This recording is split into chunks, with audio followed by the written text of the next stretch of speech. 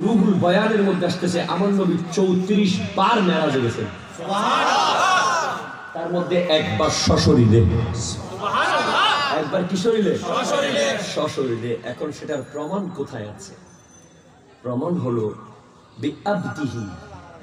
আমার আল্লাহ বলতে পারতেন বিনাবিহি, বিনাবিহি, ঠিক না? নিয়ে গেছেন নবীকে, বলতেছেন আব্দকে নিয়ে গেছেন, কাকে? নবীকে। কিন্তু বলতেছেন আব্দকে নিয়ে গেছি, বান্দাকে। বিশাল কারিগরি আছে। কারণ কি? কারণ নবী হওয়ার জন্য বডি শর্ত নয়। আরো জোরে বলেন। কিন্তু আব্দ হওয়ার জন্য 2 পা, 2 হাত, 2 চোখ, 2 কান, 2 নাক লাগে, ঠিক কিনা? কথা বলেন। নবী হওয়ার জন্য 2 পা, 2 চোখ, 2 কান লাগে না। যদি বলেন কেমনে হুজুর? আমার নবী বলছেন কুনতু নাবিয়্যা ওয়া আদামু বাইনার রূহে ওয়াল জাসাদ।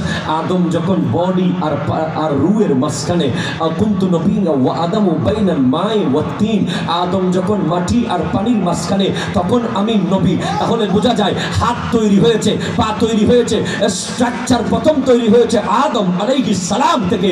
তার আগেও আমার নবী নবী ছিলেন। তাহলে আমার নবীর শরীর, বডি মুবারক কেমন ছিল খোদা জানে, নবী জানে। সুবহান खुदा की अस्मतें क्या है मोहम्मद मुस्तफा जाने, और मकाम मुस्तफा क्या है मोहम्मद का खुदा जाने। और की বলেছেন আমার নবী, ইন্নী ইনদাল্লাহি মাকতুবুন খাতামুন নবিয়্যিনা, আমি আল্লাহর কাছে শেষ নবী হিসেবে লিপিবদ্ধ ছিলাম। ওয়া ইন্না আদামা লামুনজাদিলুন ফি তিনাতিহি, আদম আলাইহিস সালাম ছিলেন তার খামিরের ভিতরে। কিসের ভিতরে বলেন না? খামির তৈরি হচ্ছে আদম আলাইহিস সালামের। আমার নবী তখনও নবী। তাহলে এবার আমি আপনাদেরকে বলতে চাই, তাহলে আমার আল্লাহ স্পষ্ট করে দিয়েছেন বিআবদিহি বলে, মানে কি? আমার নবী সশরীরে মেরাজে গেছে। আপনাদের কষ্ট হচ্ছে? দর্শক আল্লাহুম্মা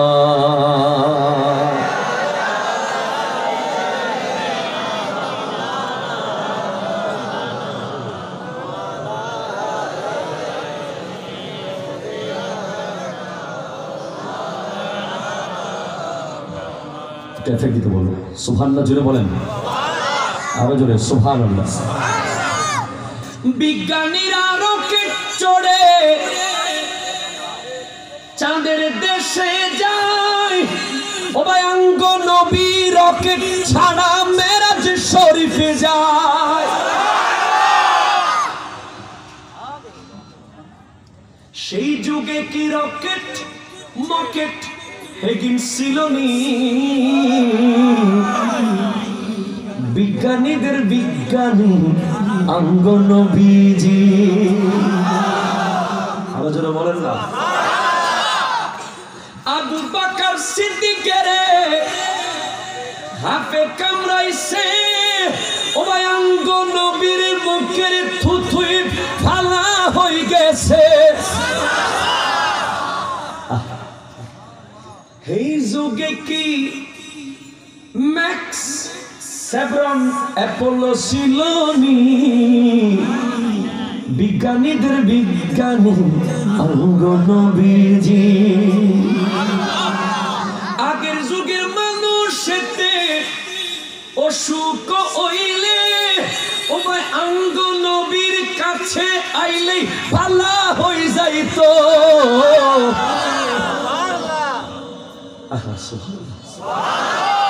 আমার নবীর চেয়ে বড় বিজ্ঞানী কি আছে পৃথিবীতে? এসেছিল কখনো? আসবে কোনোদিন? না, আসতে পারবে। ও আল্লামাকা মা লাম তাকুন তা'লাম, হাবিব আপনাকে আমি আল্লাহ সব শিখিয়ে দিয়েছি। আর রহমান আল্লামাল কোরআন, হাবিব আপনার শিক্ষক তো আমি আল্লাহ নিজে। যারা আপনাকে নিরক্ষর বলে তাদেরকে একটু বলে দেন না, তারা তো আমি আল্লাহর দিকে আঙ্গুল তুলতেছে। আমি আল্লাহ কি আপনাকে কম পড়াইছি নাকি? কথা কোন ঠিক কিনা? আল্লাহ যেখানে পড়িয়েছেন সেখানে কি অক্ষর জ্ঞান শিখানো কম ছিল? কিছু বাকি ছিল, কিছু বাকি ছিল।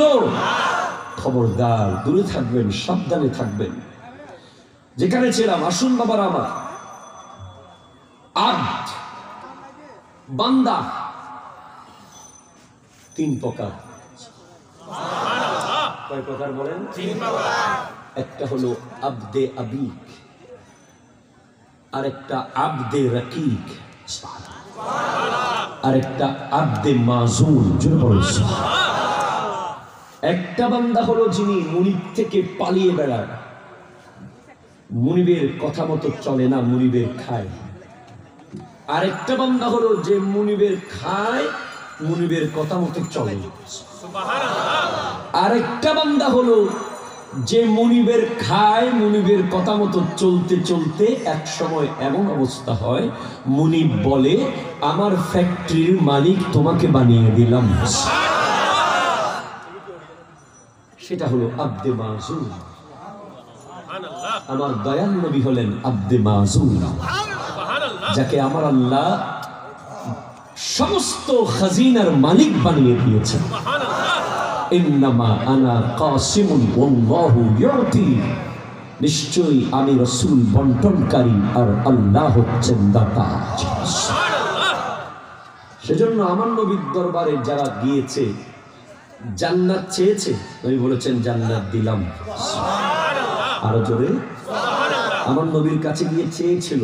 আপনারা অনেকে বলেন আল্লাহ ছাড়া কারো কাছে চাওয়া যাবে না, ওলি আল্লাহর কাছে চাওয়া যাবে না, আল্লাহ ছাড়া কারো কাছে চাওয়া যাবে না যারা বলে, তাদেরকে আমি বলি, ওই রাবিয়া বিন কাব রাদিয়াল্লাহু তাআলা আনহু তিনি বলেছিলেন ইয়া রাসূলুল্লাহ, তাকে বলেছিল নবীজি সাল সাল সাল, কি ইচ্ছা তোমার আমার কাছে চাও। তিনি বলেছিলেন আসআলুকা, আপনার কাছে চাই। কা মানে নবী, সুবহানাল্লাহ বলেন। মুরাফাকাতাকা, আপনার খিদমত, ফিল জান্নাহ, জান্নাতের মধ্যে চাই। চেয়েছেন নবীর কাছে, দিয়েছেন নবী। কথা কোন ঠিক কিনা? শুধু তাই নয় বাবারা আমার, উহুদের যুদ্ধে যে কাতাদা ইবনে নুমান রাদিয়াল্লাহু তাআলা আন, যার চোখ খুলে পড়ে গিয়েছিল, তিনি নবীর কাছে গিয়ে বলেছিলেন ইয়া রাসূলুল্লাহ, আমার চোখটা কি জোড়া লাগবে? নবীজি বলেছিলেন চোখ চাও না জান্নাত চাও? তিনি বলতেছেন ইয়া রাসূলুল্লাহ, আমার ইচ্ছাই জান্নাত চাই, আপনার ইচ্ছাই চোখ চাই। আমার নবী বললেন যাও, তোমার ইচ্ছাই চোখ দিলাম, আমার ইচ্ছাই জান্নাত দিয়ে দিলাম। জোরে বলো সুবহানাল্লাহ।